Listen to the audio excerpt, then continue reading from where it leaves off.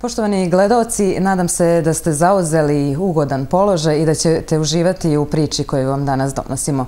Ako vam na samom početku kažemo da je Hans Christian Andersen napisao nekoliko najlepših bajki, a jedna od njih jeste svakako Snežna kraljica, možete naslutiti da ćemo narednih 20 minuta upravo govoriti o ovoj bajci. I to zahvaljujući mojim današnjim gostima. Pre svega krenut ćemo od dame Olgica Nestorović, režiser i dramaturg predstave, multimedijalne predstave za decu Snežna kraljica. Dobro nam došli. Dobar dan i hvala vam što ste me pozvali ovde.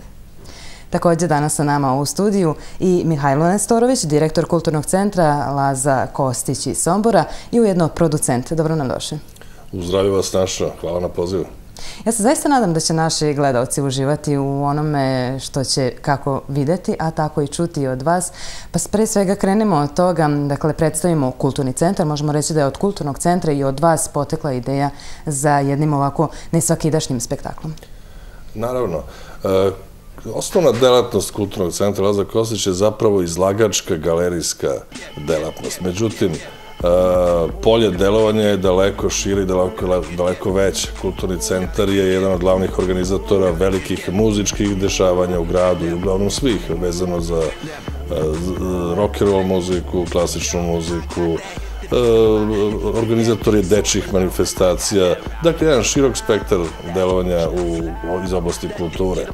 A naravno počeli smo i pre 2 godine da se bavimo 3 godine i pozorišnom produkcijom. Krenuli smo sa manjim projektima, sa angažovanjem manjeg broja glumaca, a konačno je sazrela i ta ideja da se realizuje jedan spektakl, mi smo ga tako i nazvali, on to zaista jeste, multimedijalni spektakl za decu i odrasle, rekao bih, Snežna kraljica. I ona je nastala upravo kao produkt realizacije velikih projekata koje je Kulturni centar poslednjih par godina uspeva i da realizuje. Pa je red da ih spomenemo. Znači, to je sve krenulo od velikog projekta izlaganja slika Salvadora Dalija, pa oživljavanja velike manifestacije likovne jeseni u Somboru, angažovanje najpoznatijih muzičara iz regiona.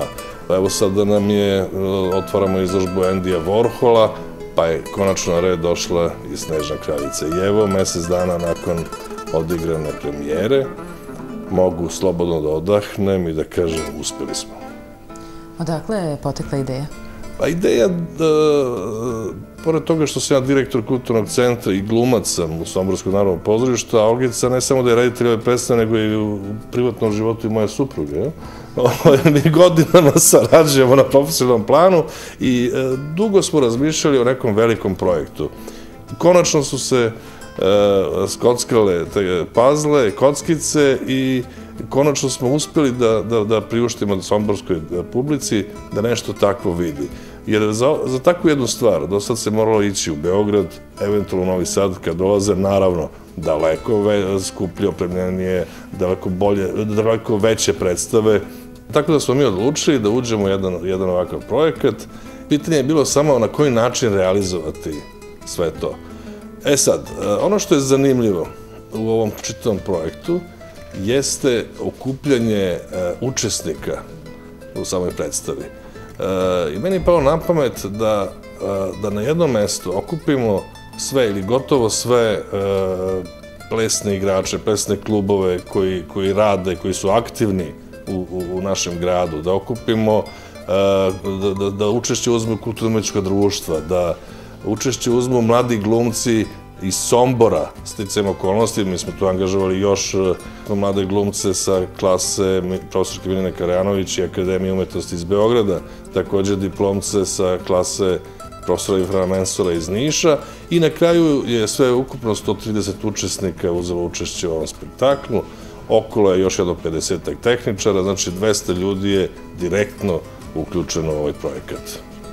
Gospođo Nestorović, mi ovde nećemo pričati o bajci. Oni koji su je čitali znaju o čemu je reč, a oni koji nisu, ja verujem da će biti u prilici da vide ovu predstavu. Nas upravo zanimaju te neke pojedinosti. Ono što je zanimljivo jeste da je ova predstava izvedena uoči pred novogodišnjih praznika, dakle 30. decembra 2011. godine, a generalna proba je održana samo dan uoči održavanja predstave. Kako je to sve izgledalo? Pa da, imate tu informaciju, informacija je tačna. Za sve ljude koji se bave pozorištem ili uopšte izvođačkom delatnošću u kojoj učestvuje mnogo ljudi, ova informacija verovatno deluje zastrašujuće jer govori o tome koliko je to bilo napeto i stresno. Ali uz dobru organizaciju posla, uz dobar plan rada, onda to može da se izvede. Ja sam jako ponosna kako smo mi to uspeli da odradimo. U projekat smo krenuli nekih mesec dana ranije. Tada smo okupili jednu ekipu saradnika, vođa grupa, plesnih grupa, kudova, hora dečijeg, gimnastičarki malih i tako dalje i glumaca kojima je objašnjeno otprilike šta je to što se od njih očekuje. I tada je krenuo taj neki karavan, da tako kažem. Gro stvari nismo mogli da počnemo da radimo dok nije bila gotova muzika. Muzika je autorska, songove sam pisala ja, tekstualni deo, a muziku je pisao Goran Kulić i to odličnu muziku je napravio. Samim tim plesači nisu mogli da krenu u svoje koreografije dok nisu dobili određenu podlogu muzičku. Tako da praktično mogu da kažem da su svi nekog intenzivnog rada imali 2 nedelje, možda nedelju dana. Glumci su imali samo nedelju dana. Dobili su tekst da nauče i zbog njihovih obaveza na fakultetu, kao što ste malo pre čuli, svi su oni studenti na Akademijama umetnosti, mogli su da dođu tek posle božićnih praznika 25. Tako da smo mi iz 26. krenuli u rad i za tih nedelju dana smo sklopili stvar. Radilo se na nekoliko punktova. Recimo, cela scena, vidjet ćete to malo kasnije, Pingvina u Kraljičinom carstvu, to su radili ljudi iz kulturno-umetničkog društva Ravangrad. Oni su radili u svom prostoru.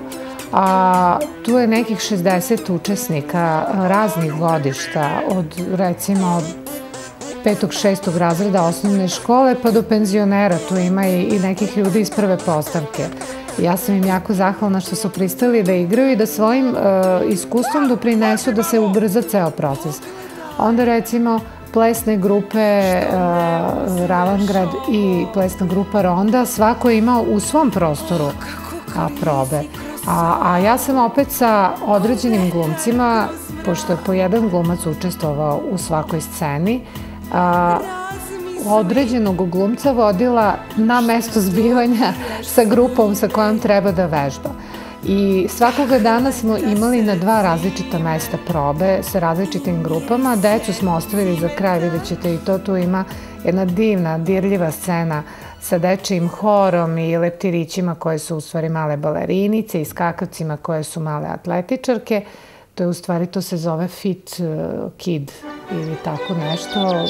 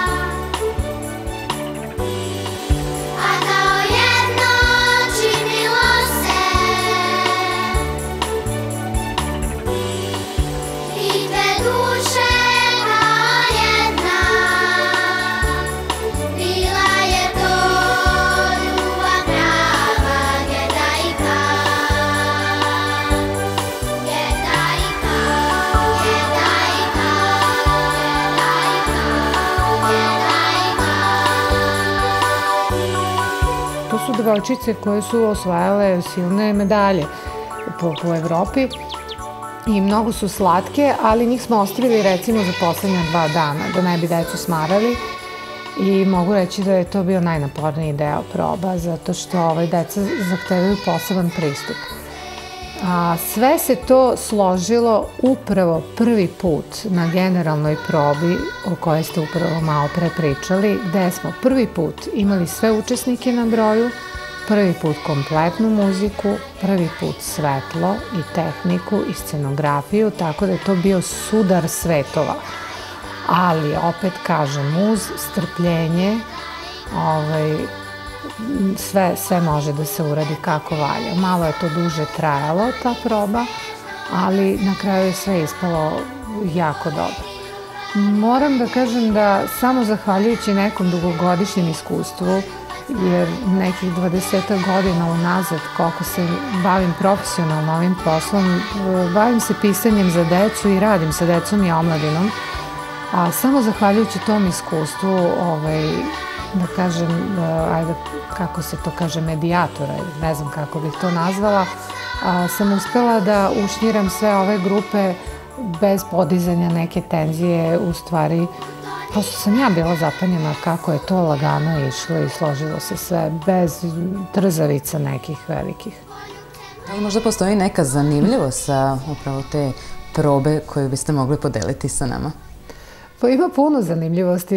Ima, recimo, baš ta konkretna scena sa pingvinima. Stefan, mlad glumac, izuzetno jedan duhovit čovek, Stefan Popović, toliko je bio smešan kao veliki pingvin da kudovci nisu mogli da nastave da igraju i nisu mogli da stoje mirno, stalno su se smejali. U kolonu pingvini!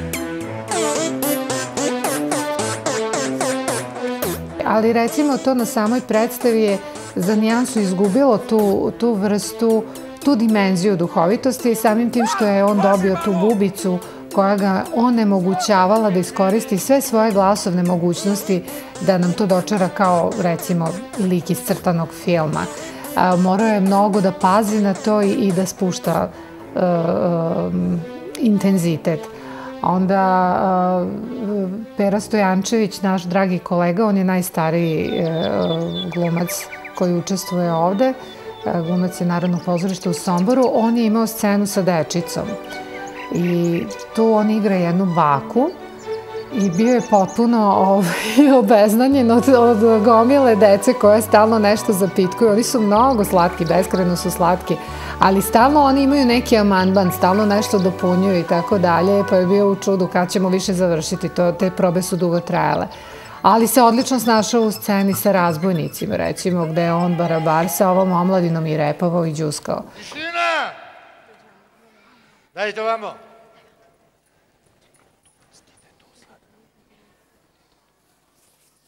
Edi! Eto vam i to. Čuti bre! Pustite me! Brate, vidiš šta nosi? Tišina! Pa smo onda imali u toj sceni sa razbojnicima, osetila se neka mala praznina u sceni i onda je bukvalno na dan pre te generalne probe uskočio jedan dečak koji zajedno sa Aleksandrom Marković, koja tu igra malu razbojnicu.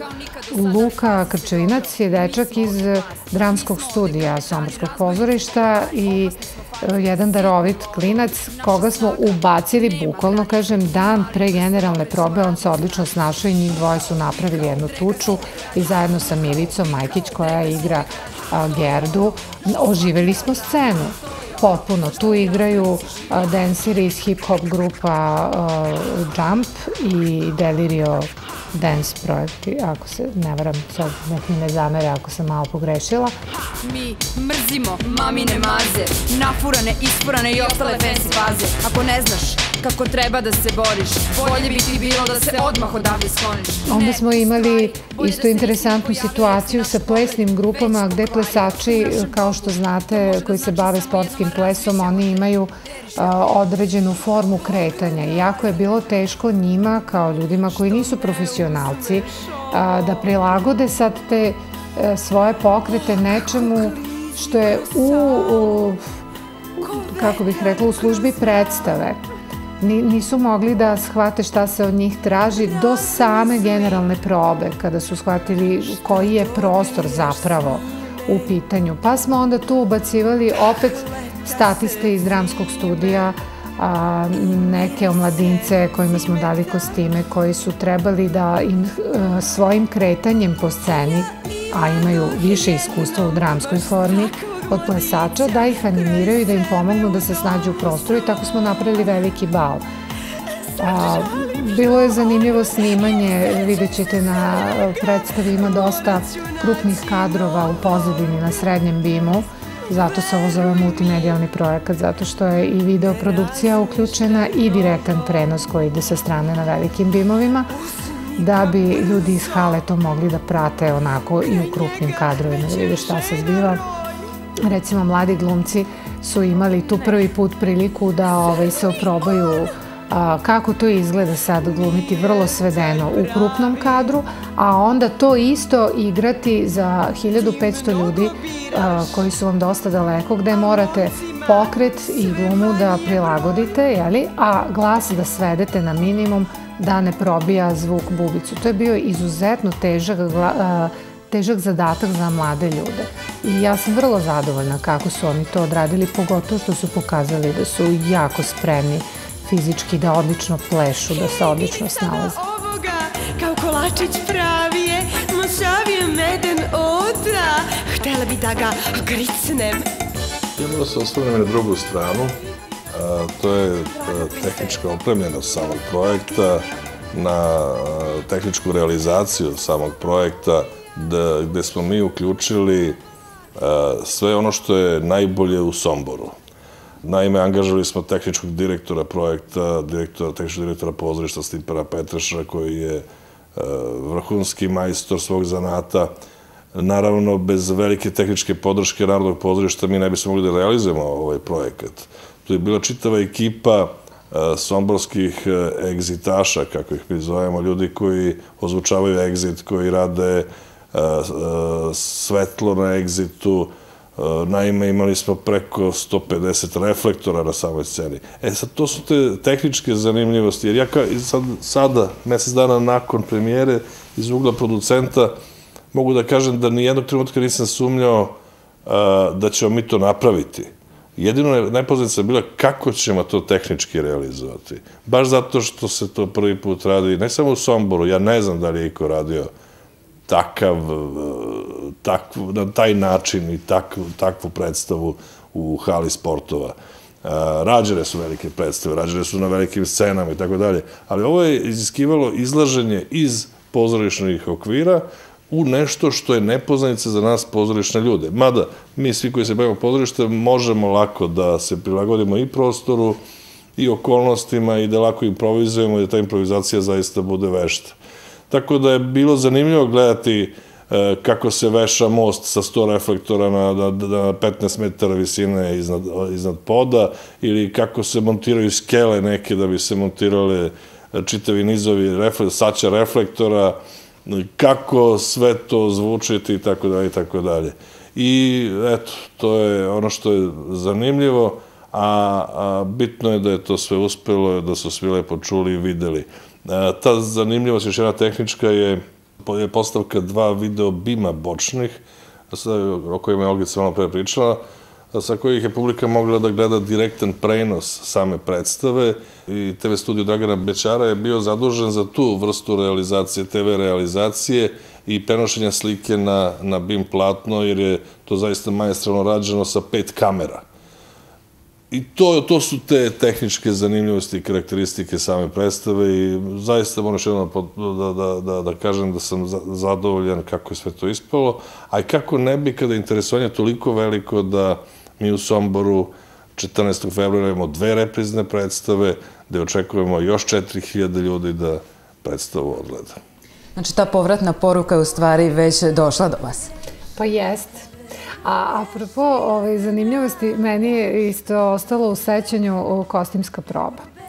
To je u stvari prvi put smo shvatili koliko zapravo učesnika imamo. Jer kada radite na raznim punktovima, vi svugde vidite po jedno parče i to je puno ljudi na jednom mestu, ali nemate predstavu kako će to izgledati kad se svi oni skupe na jedno mesto. I prva kostimska proba je bila u Narodnom pozorištu i to na maloj sceni, zato što se na velikoj sceni nešto dešavalo. A mala scena je recimo veličine ovog vašeg studija. I pošto je dobar deo kostima takođe uzet iz fundusa Narodnog pozorišta, a fundus Narodnog pozorišta je izuzetno bogat, a deo kostima je šiven.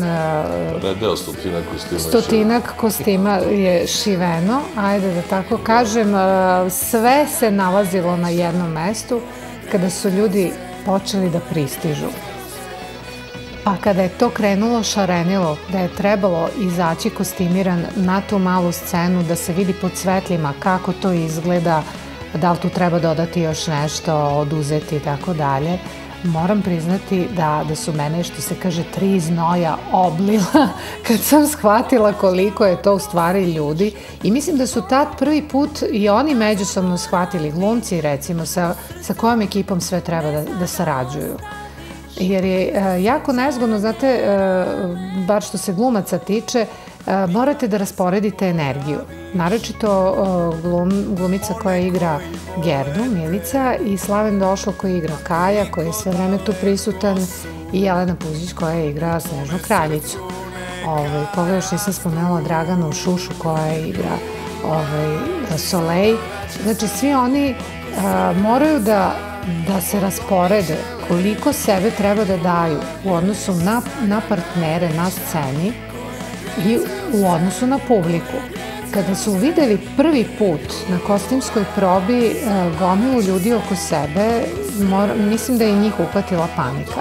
Onda su savladali tu prepreku, a onda kada je počela hala da se puni, kada se taj huk iz hale začuo i mi smo svi naravno izvirivali sa strane da vidimo kako to izgleda, a moram priznati da je u tom trenutku bilo panično stanje iza scene, u smislu da su sami izvođači prvi put shvatili sa čime se suočavaju. A sasvim je drugačije stati na scenu gde u publici imate 300 ljudi, gde vi treba da prebacite, što se kaže, rampu za 300 ljudi, a ovde imate 1500, znači to je širina same hale koliko otprilike. Scena je bila široka oko 12 metara, a sama hala je 4 puta, boga mi, šira od toga. Znači treba da uhvatite sve te ljudi, da ih nekako ukopčate. Ja nisam imala živaca da sedim u publici, ja sam sve vreme sedela dole za miksetom, iako sam imala svest o tome da zaista ne mogu više ni na šta da utičem, ali nije sve jedno. Zaista za jednu takvu veliku stvar, moram priznati, ovo je do sada najveća stvar koju smo radili. Da, ja moram samo da naglasim da sam posebno ponosan i na moje ljude iz Kulturnog centra koji se prvi put susreću sa ovakvim. Ja sam imao prilike da radim u raznim spektaklima, ali oni su zaista prvi put se susretali sa nečim ovakvim i ne da su položili taj ispit, nego su zaista bili toliko vredni i toliko su se angažali oko svega toga, čak smo i uspeli da u sopstvenoj produkciji izdamo i objavimo audio CD koji se pojavio na dan premijere. Trenutno je u pripremi i DVD izdanje, ali ovo je zaista bio jedan poduhvat u tako kratkom vremenskom periodu da sve to napravimo i da, eto, Bog nas pogledao pa se sve lepo skotski završilo. Led je probijen, kažete? Led jeste probijen, ali sad postoji još jedan moment, trebalo je dočarati kako Gerda uz pomoć Severnog Irvasa treba da odleti, ali u bajci je to tako napravljeno. I onda smo rešili da to bude na rolerima. Sad Irvasa na rolerima igra Nemanja Bakić, divan jedan mladić, i sad sve je to bilo okej, imamo jedan kao baletski pod dole koji taman ima dobro trenje, ne proklizava kao parket, bele je boje i odličan je za rolere, oni su nekoliko dana vežbali na tome, ima tu nekoliko klinaca koji su kao ptičice koje im dolaze u susret i zamisao je da se to sve pokrije dimom, da izgleda kao da su iznad oblaka u pozadini, ide film iz ptičje perspektive kako nadleću obronke planine.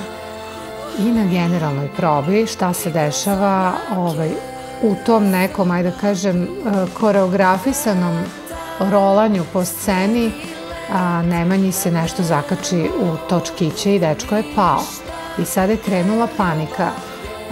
Kada krene dim, vi ne vidite šta se nalazi ispod, a u prethodnim scenama se dešava da nekom otpadne cvetić, dugmence, deo kostima resica, nebitno, ali da se upetlja u točkove. I to je bila takva panika kako će izgledati ta scena, zato što je vrlo delikatna stvar.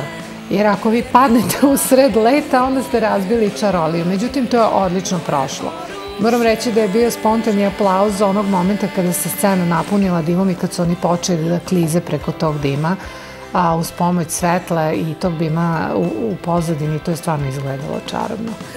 Zaista neke nepredvidive stvari na koje čovjek ne može da utiče, ali je bitno da je ovo zaista zaokruženo. Svi glumci su bili sinhronizovani. Koliko je trajala predstava? Predstava je trajala sat vremena. Nakon ovoga ide repriza u Somboru. Da li planirate da obiđete i ostatak naše zemlje sa ovom predstavom, a i možda izvan granica? Vidite... Ili je to malo teže i objasnite zašto. Dakle, zaista ovoliko ljudi i svu ovu opremu nije tek tako jednostavno poneti. Pa ja moram da priznam, imali smo već poziv iz grada Požarevca da gostuje sa ovom predstavom, međutim, u današnjim uslovima je to neizvodljivo. Zato što na karavan, na put, praktično kreće karavan sa 4 autobusa, 2 šlepera, 200 ljudi u igri, teško je obezbediti prenoćište sa 200 ljudi negde bilo u Srbiji, a da to neko može da plati. Znate, jako je to skupo za našu zemlju za sada. Ali ono što nije neizvodljivo i ono što nam je u planu, to je da obiđemo bar 5-6 gradova u okruženju, u Vojvodini ovde, gde ne moramo da idemo na počnak i spavanje, jeli? Odakle se možemo vratiti odmah za Sombor, tako da su u planu svakako i Apatin, Odžas i Kula, Vrbas, Bačka, Topola, Novi Sad. To je ono što za sada imamo u pregovorima i dogovorima, tako da ne bojim se, ova predstava će živeti i dalje. Da li vi kao realizatori ovog projekta možete reći da ste zaista zadovoljni, da je to ono što ste zaista i hteli da postignete? Pa kada je gospodin producent izrazio želju o obimu projekta i rekao svoje želje i pozdrave, ko treba sve da bude uključeni i koja je to grupa ljudi, ja sam bila prilično sumnjičava jer nije problem kada radite sa profesionalcima. Oni se dobro snalaze i znaju šta se od njih očekuje. Međutim, kada treba da uključite u celu priču ljude koji se rekreativno iz hobija bave nekim stvarima, to ne znači da je to manje kvalitetno. Što više, ti ljudi su skloni mnogo više sebe da unesu u celu priču, mnogo više da se daju. Ali ti ljudi često nemaju dovoljno iskustva u profesionalnom radu na ovakav način. Njima treba više vremena da neke stvari spreme, potrebno je više rada. Tu nisam baš bila sigurna. Međutim, zaista zahvaljujući predivnim saradnicima, vođama njihovih timova koji očigledno dobro poznaju ljude sa kojima rade i šta ti ljudi mogu da iznesu, uspeli smo to da izvedemo do kraja. Kažem, naročito su delikatne bile te scene sa decom, zato što vi nikad ne znate kako će deca reagovati na sceni, a oni su vrlo egzaltirani iza scene, teško ih je umiriti, preslatki su, ali to na sceni, to je zavisi, da, i ne možete nikad da znate 100% kako će to izgledati. To je uvek improvizacija na licu mesta za glumce koji su na sceni sa decom. I u tom smislu je delikatno. I mislim da je baš ta nota, ta dimenzija doprinela da ova predstava ima jednu posebnu draž. Zato što je kombinacija, da tako kažem, amatera i profesionalaca i dala je najbolje od obe strane. I kada se sve to spoji, onda dobijete onu jednu posebnu petu dimenziju koju publika uvek jako dobro oseti. A što se tiče putovanja, postoji tu još jedna stvar kada imate u ekipi 50 dece. od 6 do 12 godina, recimo, onda to podrazumeva i puno roditelja u pratnji i onda je to jedna od stvari... To je jedna od otežavajućih okolnosti. Da. Ali evo, osvrnuo bi se ja na to nekoliko puta sam već rekao u toku emisije da sam zadovoljan kako je sve na kraju završeno i zaista jesam, ali moram da spomenem ono najvažnije, do ovoga ne bi došlo da nije bilo dobrih ljudi, pre svega iz grada Sombora koji su prepoznali vrednost ovog projekta, kao i ljudi iz Ministarstva kulture Republike Srbije koji su pomogli realizaciju ovog projekta. Naravno, Sportski centar nam je izašao u susret, Dom učenika je prihvatio mlade glumce i smestio ih je tamo i još mnogo, da ne nabrajam sad, prijatelja ove predstave.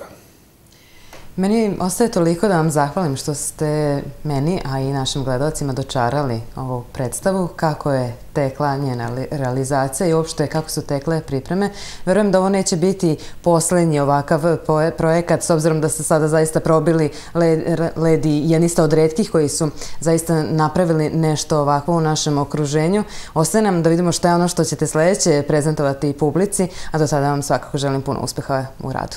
Hvala. Hvala najlepše. Ja znam šta će se desiti ove godine, ali nećemo sad da otkrivamo. Ostvarit će se. To ćemo nekom drugom prilikom. Da, naravno. Hvala vam lepo. Hvala vama, prijatno.